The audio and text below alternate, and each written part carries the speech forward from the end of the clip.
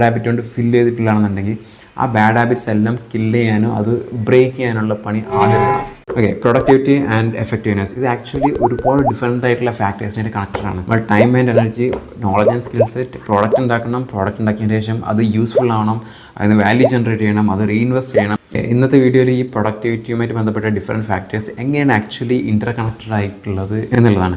Okay, time and energy നമ്മൾ ഏറ്റവും കൂടുതൽ അണ്ടർ എസ്റ്റിമേറ്റ് ചെയ്തിട്ടുള്ള ഒരു വാല്യുബിൾ റിസോഴ്സാണ് ടൈം എന്ന് പറയുന്നത്. ടൈം ഇല്ലാന്നുണ്ടെങ്കിൽ ഒന്നും നടക്കില്ല. നമ്മൾ ഈ ഏത് കാര്യം ചെയ്യുന്നതും ആ ടൈമിനുള്ളിലാണ് ഫില്ല് ചെയ്ത് വെക്കുന്നത്.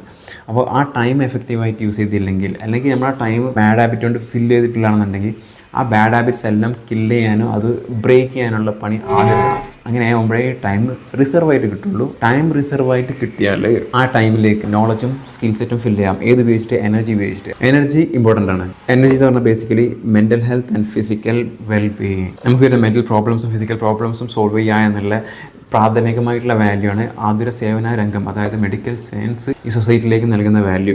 എങ്ങനെ ഹെൽത്തി ആയിട്ട് ഇരിക്കാം എന്നുള്ള കാര്യങ്ങളും എഫക്റ്റീവ് ആണെന്നുണ്ടെങ്കിൽ, പ്രൊഡക്റ്റീവ് ആണെന്നുണ്ടെങ്കിൽ ശ്രദ്ധിക്കണം. Time and energy is done. Skill സെറ്റിന് മുന്നേ നോളജ് ആണ് basically we need to acquire. Productive ആണെന്നുണ്ടെങ്കിൽ എന്തെങ്കിലും കാര്യം ചെയ്യുന്നുണ്ടെങ്കിൽ നമുക്ക് അറിവുകൾ വേണം.